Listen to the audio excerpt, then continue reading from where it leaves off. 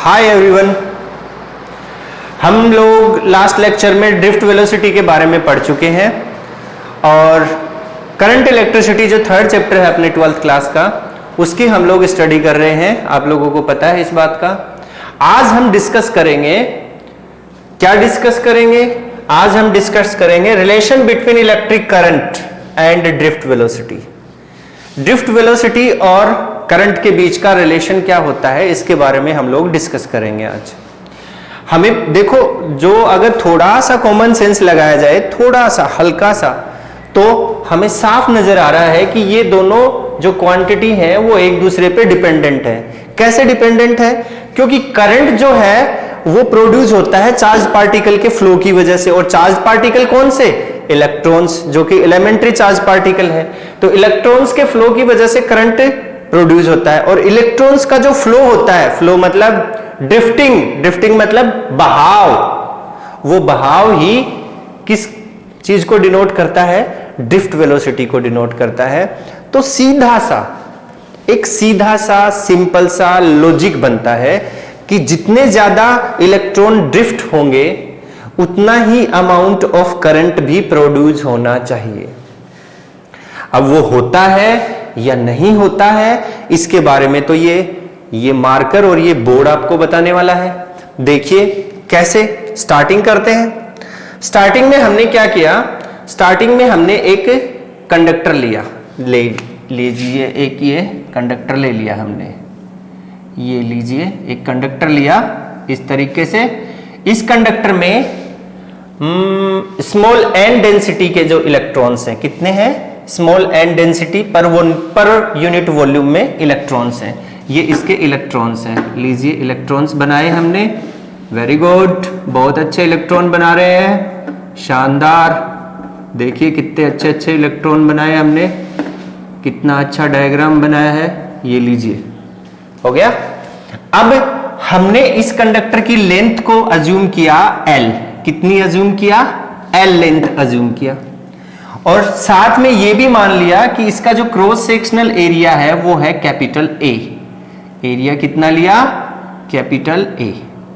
और इसके अंदर जो charge density, number of electrons की जो डेंसिटी है पर यूनिट वॉल्यूम डेंसिटी, उसको हमने n मान लिया। Is that clear? ओके। अब हमने क्या किया? इस कंडक्टर के ऊपर इलेक्ट्रिक फील्ड अप्लाई करने के लिए इससे एक बैटरी से इसको जोड़ दिया। ये लीजिए कंडक्टर को हम जोड़ रहे हैं बैटरी से, ये पॉजिटिव ये नेगेटिव की लगा दी, और ये लीजिए बैटरी से इसको कनेक्ट कर दिया। ये करंट फ्लो के डायरेक्शन को हमने शो कर दिया। ये हमारा एक डायग्राम बन गया जिससे हम इन दोनों के बीच में, ड्रिफ्ट वेलोसिटी और करंट के बीच में रिलेशन निकालने वाले हैं।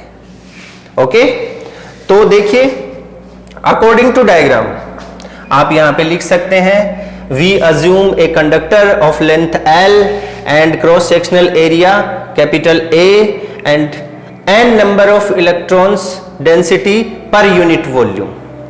ऐसे आप इसको लिख सकते हैं, एक छोटा सा पैराग्राफ, और उस पैराग्राफ को लिखने के बाद में हम इसका सॉल्यूशन निकालना शुरू करेंगे। अब देखिए, अब अगर हम बात करें तो A इसका क्रॉस सेक्शनल एरिया है और L इसकी लेंथ है, तो इस कंडक्टर का वॉल्यूम कितना होगा? वॉल्यूम होगा A इंटू L। सीधी सी बात है। अगर A इंटू L इसका वॉल्यूम है तो इसके अंदर इलेक्ट्रॉन्स कितने होंगे? Total electrons. तो मैं यहां पे लिख रहा हूं, देखिए यहां पे total electrons is equals to A into L। ये तो वॉल्यूम हो गया। कितने वॉल्यूम में कितने इलेक्ट्रॉन बताए हमने? n क्या है?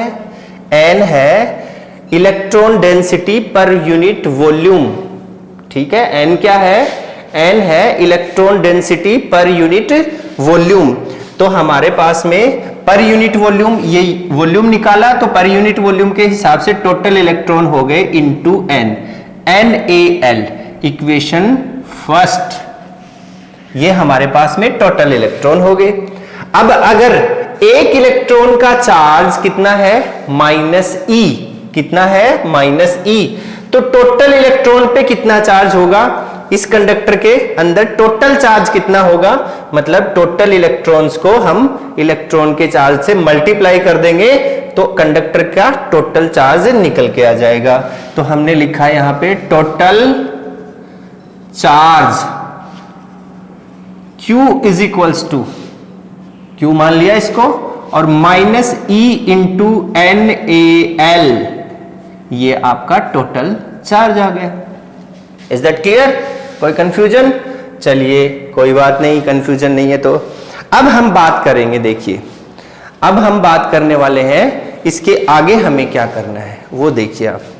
अब देखिए ड्यू टू इलेक्ट्रिक फील्ड, ये जो इलेक्ट्रिक फील्ड हमने लगाई है जिसकी डायरेक्शन ये है, ये लीजिए क्या है, ये डायरेक्शन है इलेक्ट्रिक फील्ड जो इसके ऊपर अप्लाई हो रही है, positive to negative, positive to negative.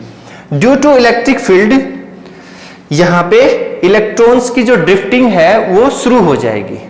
Due to electric field the electrons are drifted, due to electric field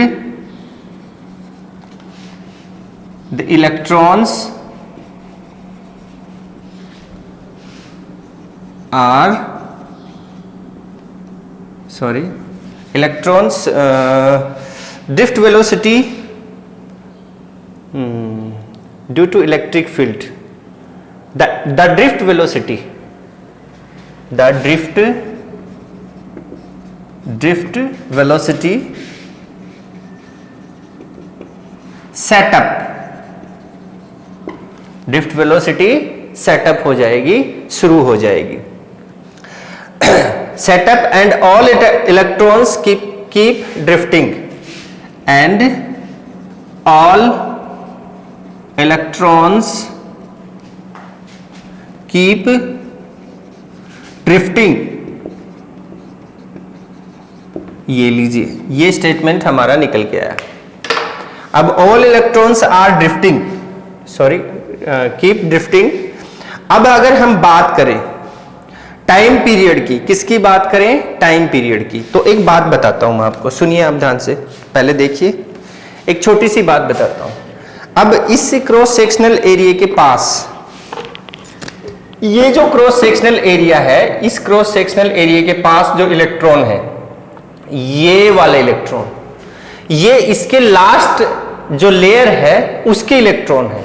अब ध्यान से सुनिए, जैसे ही ये इलेक्ट्रॉन, ये लास्ट वाले जो इलेक्ट्रॉन, फाइनल जो इलेक्ट्रॉन यहां से इस तरफ पास हो जाएंगे, देखना मेरे हाथ को देखना आप लोग, यहां से इस एंड से इस एंड में पास हो जाएंगे, मतलब इसको क्रॉस कर देंगे, तब क्या होगा, तब हम ये अज्यूम कर सकते हैं कि इसके अंदर जो n पर यूनिट वॉल्यूम डेंसिटी के जो इलेक्ट्रॉन है वो कंप्लीटली यहां से पास आउट हो चुके हैं। कैसे हो चुके हैं, ये देखिए, यहां से ये इलेक्ट्रॉन यहां से ऐसे पास आउट हो गए, ये लीजिए, लास्ट वाला जब यहां से पास आउट हो गया तो इसके आगे वाले भी ये लीजिए पास आउट हो गए हैं, ऐसे यहां से बाहर निकल गए हैं। इतना समझ में आया किस तरीके से, ये देखिए यहां से ये यहां ऐसे बाहर निकल गए हैं। अब इस चीज को हम कैसे डिफाइन कर सकते हैं, देखिए, time period for all electrons, time period for all electrons, ये जितने भी इलेक्ट्रॉन यहां से पास हुए हैं एल लेंथ के लिए, कंप्लीट लेंथ में पास हुए हैं, उनके लिए टाइम पीरियड निकाल रहे हैं हम लोग। Electrons to drift complete length, to drift complete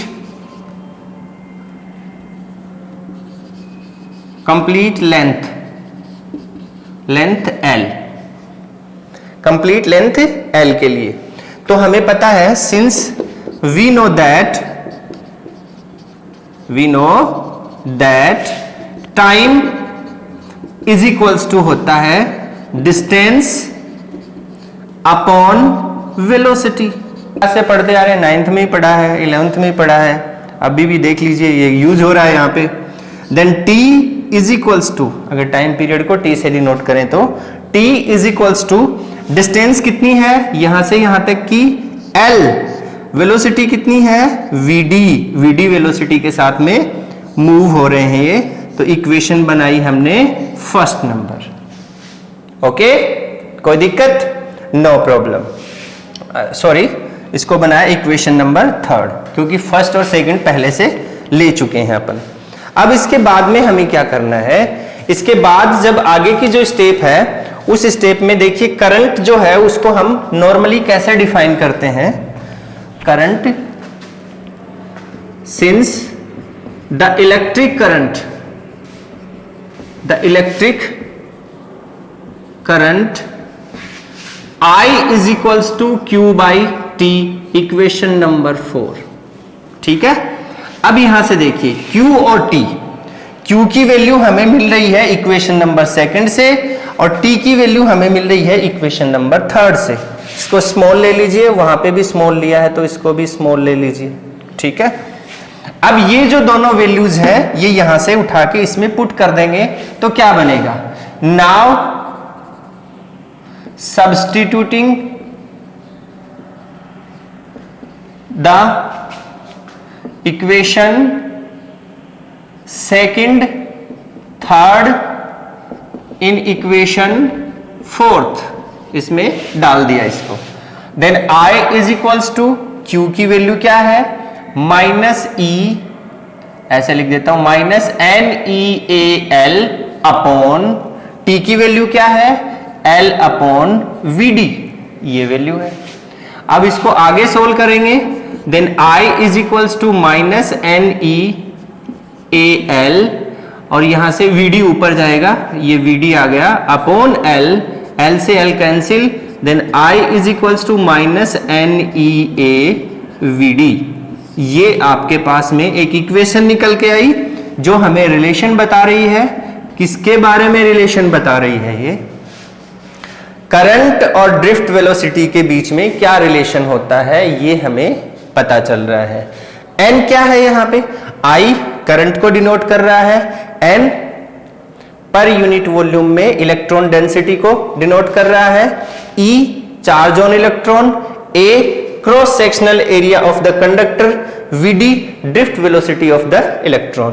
तो ये होता है, अगर ये तीनों चीजें कांस्टेंट हैं, क्या है, NEA तीनों कांस्टेंट है, तो उस केस में हम लोग क्या डिनोट कर सकते हैं, I directly proportional to VD।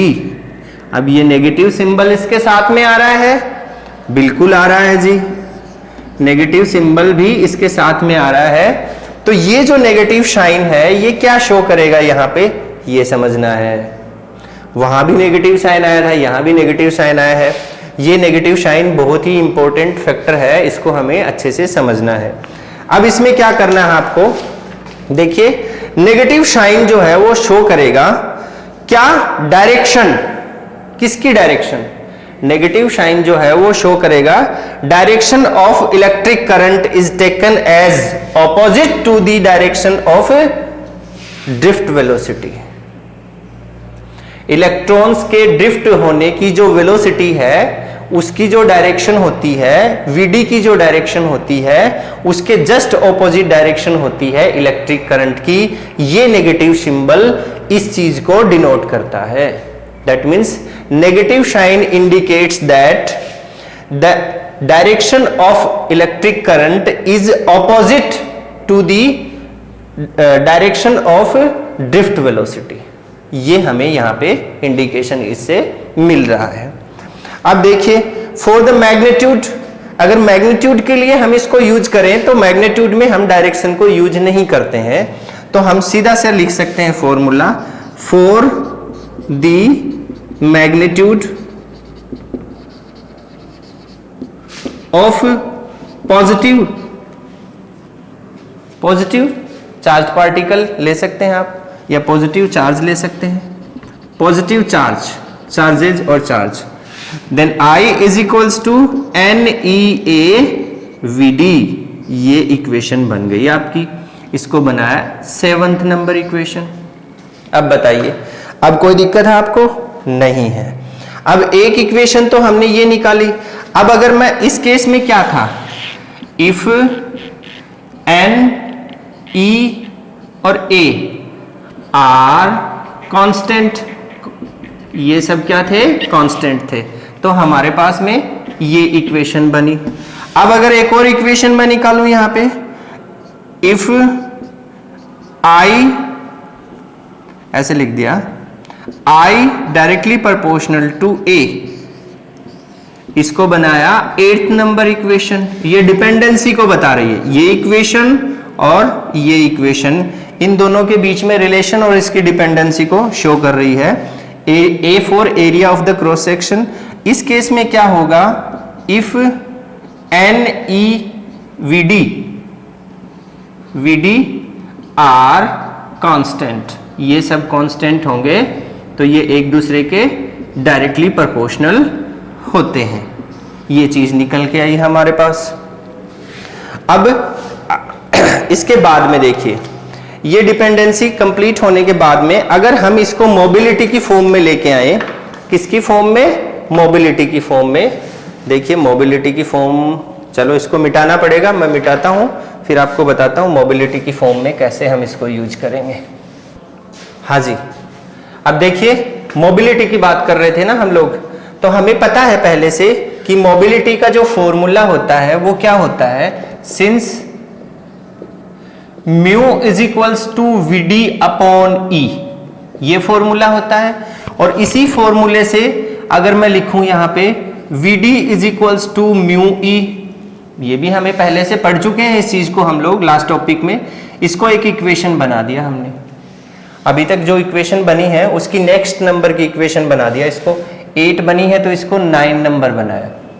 ठीक है, अब देखिए इसके बाद ये म्यू ई, अब but I is equals to N E A v d होता है।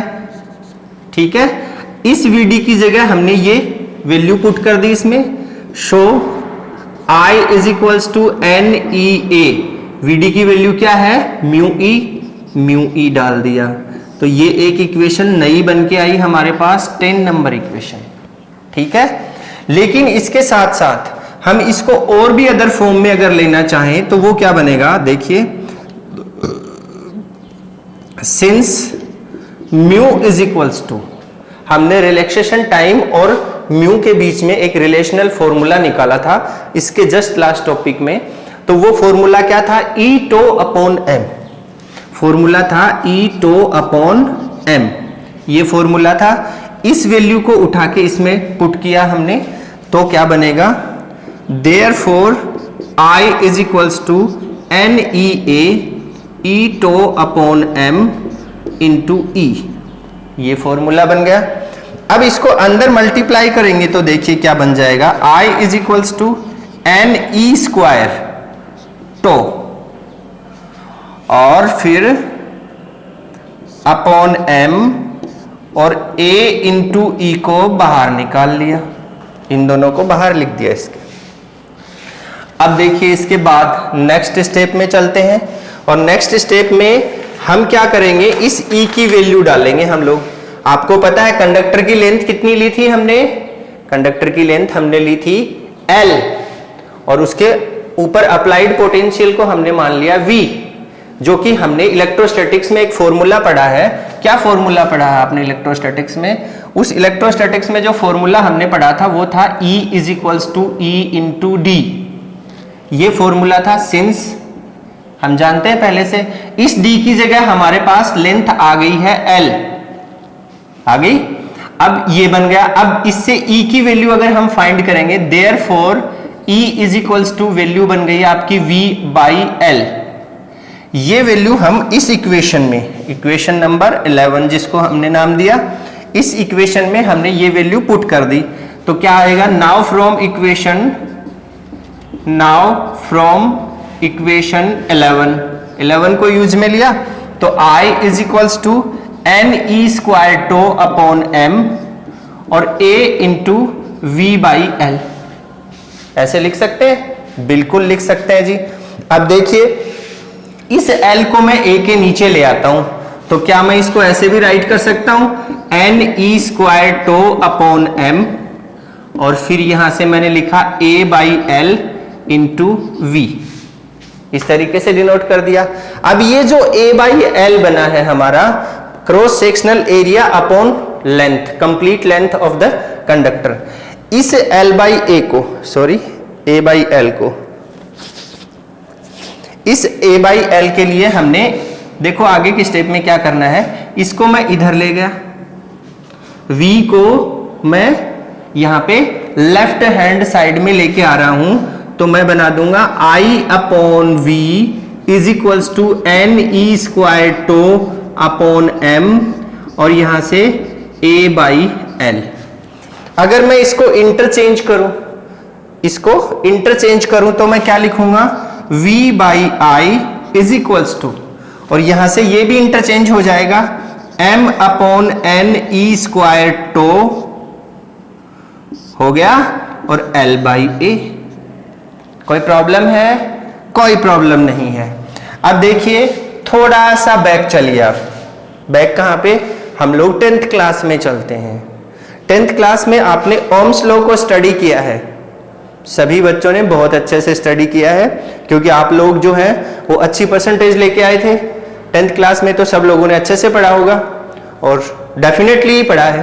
तो ओम्स लॉ में हमने क्या पढ़ा था कि R according to Ohm's law, according two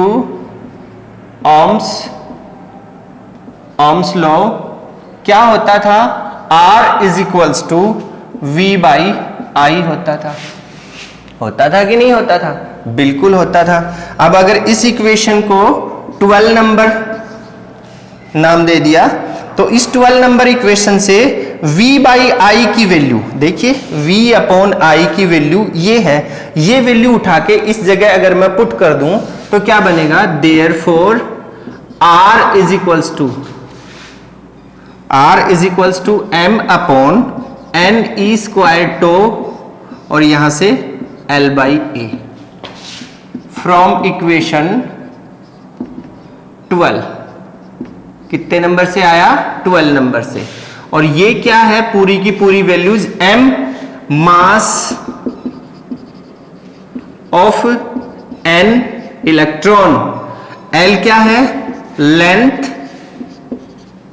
of the conductor,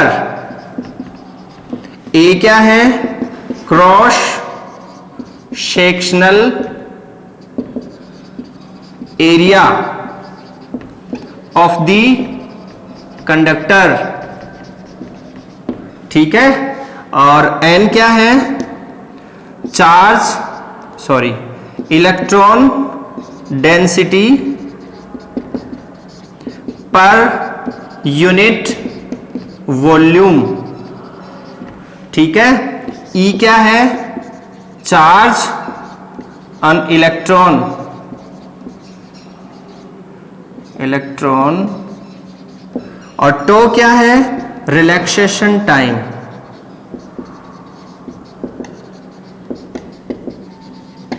ये सारी की सारी जो क्वांटिटी है, all these quantities are constant. ये सारी क्वांटिटीज कांस्टेंट हो सकती हैं। अगर ये सारी कांस्टेंट हो सकती हैं तो किसके इक्विवेलेंट में है? इन सब का जो कैलकुलेशन से जो वैल्यू निकलेगी वो भी कांस्टेंट होगी, तो ये किसके इक्विवेलेंट है? आर के। और आर क्या है? रेजिस्टेंस। आर क्या है? रेजिस्टेंस। यहां से हम डिनोट कर सकते हैं, आर क्या है? Resistance.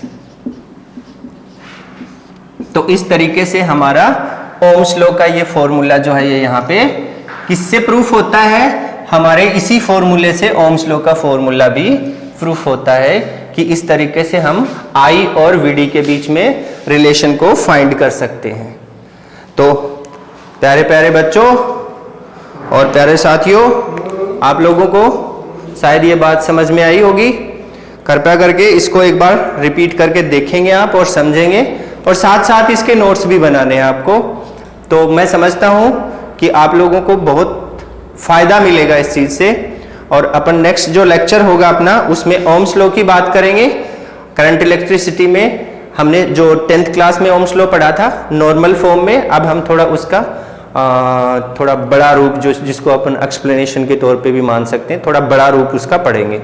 Thank you everybody, thanks a lot.